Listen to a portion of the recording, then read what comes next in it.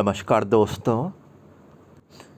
Friends, आज का ये जो अपडेट है इसमें Madhya Pradesh NHM community health officers एमपीसीएचओ की पोस्ट के लिए इम्पोर्टेंट क्वेश्चंस मैं आपके साथ यहाँ पे डिस्कस करने वाला हूँ।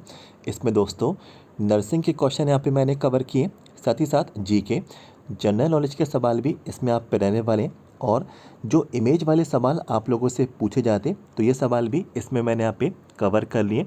आप सभी को बताना चाहता हूँ ये पार्ट नंबर 36 है। इससे पहले 35 अलग अलग पार्ट यहाँ पे आ चुके हैं। यदि आप लोग एमपीसीएचओ की परीक्षा में शामिल हो रहे हैं तो ये सभी पार्ट्स आप लोग एक बार ज़रूर देख लेना। काफ़ी सवाल आपको इन्हीं पार्ट्स में से ही आपकी परीक्षा में रिपीट आपको देखने को मिलने वाले हैं। तो आपको क्या करना है, इसी वीडियो के नीचे जाना है, डिस्क्रिप्शन बॉक्स में सभी पार्ट्स की आप लोगों को लिंक मिल जाएगी। एक एक करके आप सभी लोग अभी से ये सभी पार्ट्स आप लोग वॉच कर लें, काफ़ी हेल्प आपकी एग्ज़ाम के लिए हो जाएगी। सबसे पहले वीडियो को लाइक कर दें और चैनल को सब्सक्राइब कर लें, जिससे आगे और भी इन्फॉर्मेशन आपको मिलती रहे। तो वीडियो के नीचे जाएं, सब्सक्राइब का रेड बटन का पे क्लिक करें। एमपी एनएचएमसीएचओ हर इन्फॉर्मेशन इसी तरीके से आगे भी पाते रहते। बिल्कुल शुरुआत कर देते हैं अपने अपडेट को और बढ़ जाते हैं अपने पहले सवाल की ओर। तो दोस्तों पहला जो सवाल आप सभी लोगों से यहाँ पे जो पूछा जा रहा है, normal platelet count in human being is. तो दोस्तों आप लोग को बताना है नॉर्मल प्लेटलेट काउंट्स कितना रहता है ह्यूमन बीइंग्स में। तो आपको ऑप्शंस दे दिए गए 25,000 से 50,000, 50,000 से 1,00,000, 10,000 से 4,00,000, 4,00,000 से 10,00,000। तो जल्दी से बता दें normal platelet counts human beings के लिए कितना रहता है। कमेंट बॉक्स में इसका आंसर टाइप कर दें।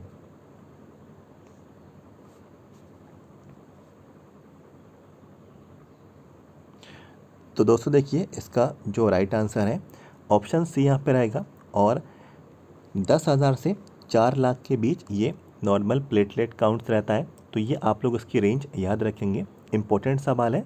अब दोस्तों बढ़ जाते हैं अपने अगले सवाल की ओर। तो दोस्तों अगला सवाल आप लोगों से पूछ लिया गया, heat regulating centre is located in. तो आपको बताना है ह्यूमन बॉडी में हीट रेगुलेटिंग जो सेंटर रहता है, मीन्स तापमान को रेगुलेट करने के लिए जो केंद्र रहता है, तो वो आपको बताना है। तो थैलेमस है क्या, हाइपोथैलेमस है क्या, मेडुला ऑब्लैंगेटा है क्या, ये सेरिब्रम यहाँ पे रहेगा। तो जल्दी से आप सभी लोग कमेंट बॉक्स में राइट आंसर टाइप कर दें।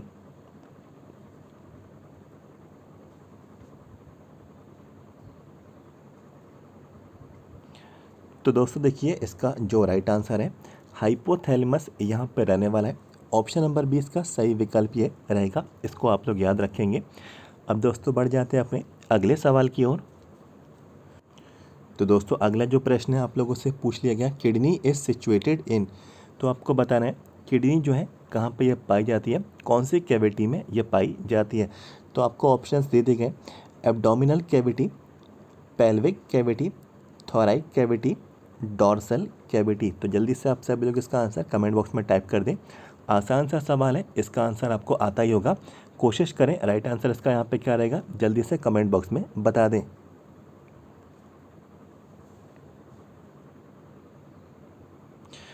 तो दोस्तों देखिए इसका जो राइट आंसर है एब्डोमिनल कैविटी यहाँ पे रहने वाला है। इस क्वेश्चन के हिसाब से ऑप्शन नंबर जो ए है इसका सही विकल्प ये रहने वाला है।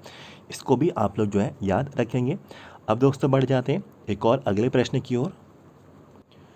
तो दोस्तों अगला प्रश्न आप लोगों से पूछ लिया गया, फर्टिलाइजेशन प्रोसेस कंप्लीटेड इन। तो दोस्तों फर्टिलाइजेशन की जो प्रक्रिया रहती है ये कंप्लीट हो जाती है, तो ये कहाँ पे कंप्लीट होती है, ओवरी में क्या, यूट्रस में क्या, सर्विक्स में क्या, फैलोपियन ट्यूब में। तो जल्दी से बता दें कमेंट बॉक्स में, ये इंपॉर्टेंट सवाल है और इसका आंसर आप लोग कमेंट बॉक्स में टाइप कर दें।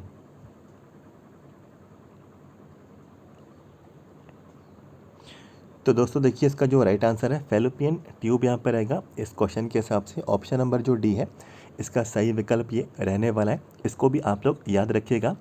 अब बढ़ जाते हैं अपने एक और अगले प्रश्न की ओर। तो दोस्तों अगला प्रश्न आप लोगों से पूछ लिया गया, infection of fallopian tube is called. तो फैलोपियन ट्यूब में इन्फेक्शन यदि है तो इसको किस टर्म से बुलाया जाता है, मीन्स किस नाम से इसको यहाँ पे बुलाया जाता है। तो ऑप्शंस आपको दे दिए गए, एपेंडिसाइटिस, अगला जो ऑप्शन है बार्थोलेंटिस, अगला जो ऑप्शन है सैल्पिंगेटिस, और इसके बाद जो अगला ऑप्शन है एंडोमेट्रिटिस। तो दोस्तों जल्दी से इसका आंसर कमेंट बॉक्स में टाइप कर दें, राइट आंसर क्या रहेगा। तो दोस्तों देखिए, आप सभी को बताना चाहता हूँ इसका जो राइट आंसर है सैल्पिंगेटिस यहाँ पे रहेगा, और ऑप्शन नंबर जो सी है इसका सही विकल्प ये रहने वाला है। इस टर्म को आप लोग याद रखेंगे, इस नाम को आप लोग जरूर याद रखिएगा। अब बढ़ जाते हैं अपने अगले प्रश्न की ओर। दोस्तों अगला प्रश्न आप लोगों से पूछ लिया गया, MDT is given to treat. तो आपको बताना है MDT जो देते हैं ये किसके ट्रीटमेंट में ये दिया जाता है। तो पोलियो, टीबी, लेप्रेसी, एड्स। तो जल्दी से आप सभी लोग इसका आंसर कमेंट बॉक्स में टाइप कर दें, राइट आंसर क्या रहेगा जल्दी से बता दें कमेंट बॉक्स में।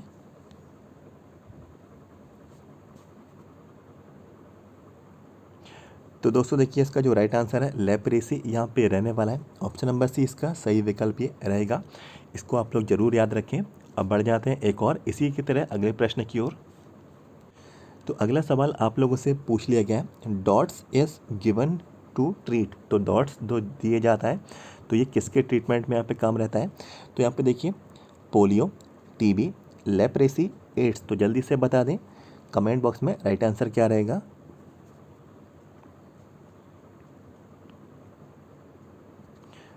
तो दोस्तों राइट जो ऑप्शन है टीबी रहेगा, और ऑप्शन नंबर बी इसका सही विकल्प ये रहने वाला है। ट्यूबरक्लोसिस में ये काम आता है ट्रीटमेंट में, और इसको आप लोग जो है याद रखेंगे। अब बढ़ जाते हैं एक और प्रश्न की ओर। तो दोस्तों अगला जो प्रश्न है ये कम्युनिकेशन वाले पार्ट से यहाँ पे रहने वाला है। आप लोगों से पूछ लिया गया कम्युनिकेशन थ्रू फेशियल एक्सप्रेशन इस। तो फेशियल एक्सप्रेशन मीन्स चेहरे के हाव भाव के आधार पे जो कम्युनिकेशन किया जाता है तो उसको क्या बोला जाता है। तो आपको ऑप्शन दे दिए गए, verbal communication, non verbal communication, mechanical communication, one way communication. तो जल्दी से आप सभी लोग इसका आंसर कमेंट बॉक्स में टाइप करें, कोशिश करें कि इसका आंसर यहाँ पे क्या रहेगा, और राइट आंसर आप लोग बता दें।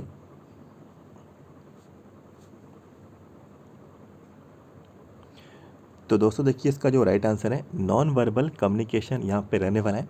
फेशियल एक्सप्रेशंस के थ्रू जो कम्युनिकेशन संचार जो किया जाता है तो इसको नॉन वर्बल कम्युनिकेशन बोला जाता है। तो उसको आप लोग ज़रूर याद रखें इस टर्म को। अब बढ़ जाते हैं अपने अगले प्रश्न की ओर। तो दोस्तों अगला सवाल आप लोगों से पूछ लिया गया, एनीमा इज़ गिवन इन। तो आपको बताना है एनीमा जो दिया जाता है इसकी पोजीशन यहाँ पे क्या रहेगी। तो आप लोगों को ऑप्शंस दे दिए गए, लिथोटॉमी position, side lying position, spine position, नी चेस्ट पोजीशन। तो जल्दी से आप सभी लोग जो है इसका आंसर कमेंट बॉक्स में टाइप कर दें, कोशिश करें इसका आंसर क्या रहेगा कमेंट बॉक्स में ज़रूर बताएं।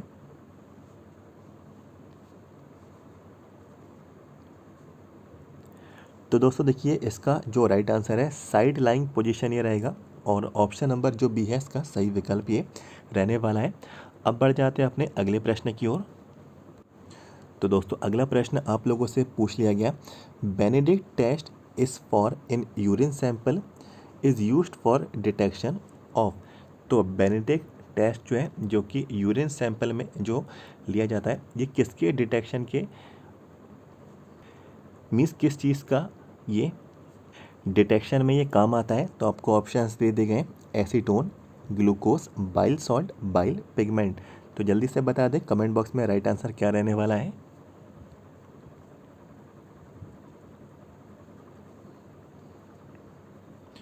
तो दोस्तों देखिए, इसका जो राइट आंसर है ग्लूकोज यहाँ पे रहेगा, और ग्लूकोज के डिटेक्शन में ये इस्तेमाल होता है, यूज़ होता है, और इसको आप लोग याद रखिएगा। ऑप्शन नंबर जो बी है इसका सही विकल्प ये रहने वाला है।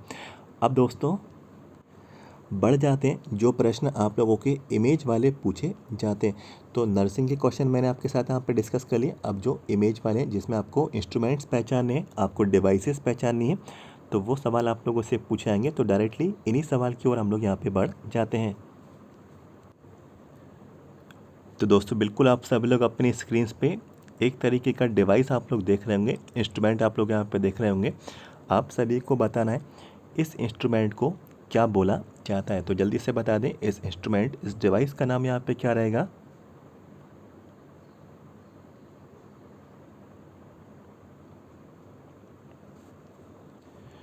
तो दोस्तों इसका नाम मैंने यहाँ पे लिख दिया, फेटोस्कोप इसको यहाँ पे बोला जाता है, फेटोस्कोप इसको यहाँ पे बोलते हैं। और जब कभी भी इस तरीके का इंस्ट्रूमेंट आपसे आपकी परीक्षा में यदि पूछा जाता है तो आप लोग जो है इसका आंसर यही मार्क आप लोग करेंगे। तो उसको आप लोग जो है अच्छे से आइडेंटिफाई कर लें। अब बढ़ जाते हैं ऐसे ही एक अगले प्रश्न की ओर। तो बिल्कुल आप सभी लोग अपने स्क्रीन पे देख सकते हैं, एक और इंस्ट्रूमेंट आप लोगों के यहाँ पे दिया जा रहा है। जल्दी से बता दें इस इंस्ट्रूमेंट, इस डिवाइस को क्या बोला जाता है। कमेंट बॉक्स में आंसर टाइप कर दें।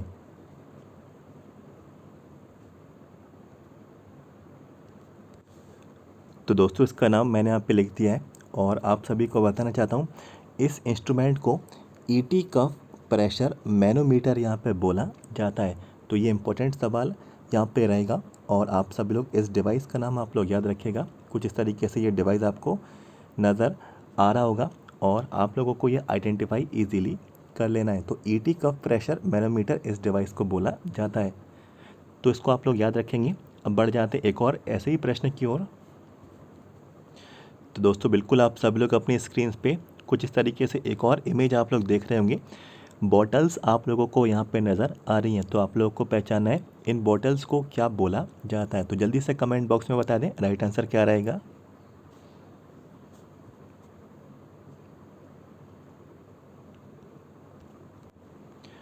तो दोस्तों देखिए इसका नाम मैंने यहाँ पे लिख दिया है।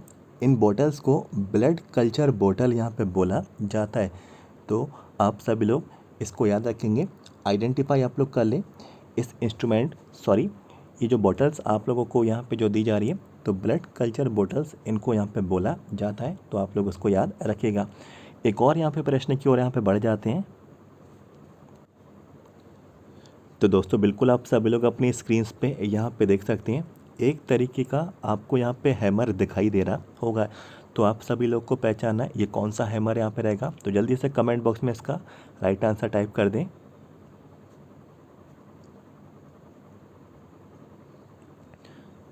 तो दोस्तों देख सकते हैं इसका नाम मैंने यहाँ पे लिख दिया। इस इंस्ट्रूमेंट को नी हैमर यहाँ पे बोला जाता है। तो आप सभी लोग उसको अच्छे से आइडेंटिफाई कर लें और यदि ये सवाल पूछा जाता है तो आप लोगों को नी हैमर इस आंसर को आपको जो है मार्क करना होगा। आसान है, आप लोगों को ये समझ में आ गया होगा। तो दोस्तों काफ़ी इंस्ट्रूमेंट्स की मैंने आप लोगों को प्रैक्टिस करा ली। इससे पहले वाले पार्ट्स में भी मैंने आपको काफ़ी इमेज वाले क्वेश्चंस आपको प्रैक्टिस करवा दिए। आप लोग वो वाले सभी पार्ट्स आप लोग एक बार ज़रूर वॉच कर लेना, काफ़ी हेल्प आपको मिलने वाली है। अब दोस्तों बढ़ जाते हैं जीके वाले पार्ट की ओर। मैंने आपके साथ यहाँ पे नर्सिंग के क्वेश्चन डिस्कस कर लिए, फिर उसके साथ आपके साथ यहाँ पे जो है इमेज वाले क्वेश्चन भी मैंने यहाँ पे डिस्कस कर लिए। अब जो है जीके जनरल नॉलेज के सवाल आपसे पूछे जाएंगे, तो ये सवाल भी यहाँ पे कुछ डिस्कस कर लेते हैं। तो डायरेक्टली मैं आपको उन सवाल की ओर आपको यहाँ पे ले चलता हूँ। तो दोस्तों बिल्कुल आप सभी लोग अपनी स्क्रीन पे देख सकते हैं, कुछ प्रश्न मैंने यहाँ पे कवर किए। Madhya Pradesh total population as per census 2011। तो 2011 जनगणना के अनुसार मध्य प्रदेश की कुल कितनी जनसंख्या है। तो करीब करीब दोस्तों 7.2 करोड़ यहाँ पे रहने वाली है। तो ये आप लोग इसको याद रखिएगा। इसके बाद अगला प्रश्न है मध्य प्रदेश की प्रथम महिला मुख्यमंत्री। तो Madhya Pradesh means MP state की, मध्य प्रदेश की आपसे पहली फीमेल चीफ मिनिस्टर के बारे में आपसे यहाँ पे इन्फॉर्मेशन पूछी आ रही है, उनका नाम आपको बताना है। तो उमा भारती इसका यहाँ पे राइट आंसर यहाँ पे रहेगा और ये फर्स्ट फीमेल चीफ मिनिस्टर थी मध्य प्रदेश की। तो इसको आप लोग याद रखेंगे। इसके बाद दोस्तों एक और सवाल है, आप लोग देख सकते हैं जम्मू कश्मीर को किस अनुच्छेद के अंतर्गत विशेष दर्जा दिया गया। तो ये आपको बताना है आर्टिकल कौन सा था जिसमें जम्मू कश्मीर को विशेष दर्जा यहाँ पे दिया गया। तो आर्टिकल 370 है। तो ये आप लोग याद रखेंगे। इसके बाद दोस्तों अगला प्रश्न है राइडर कप किस खेल से संबंधित है।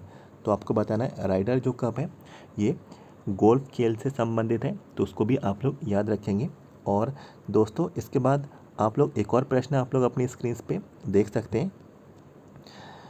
International nurses day 2021 theme. तो इंटरनेशनल अंतर्राष्ट्रीय नर्स दिवस जो 2021 का बनाया गया था, इसकी थीम यहाँ पे क्या थी?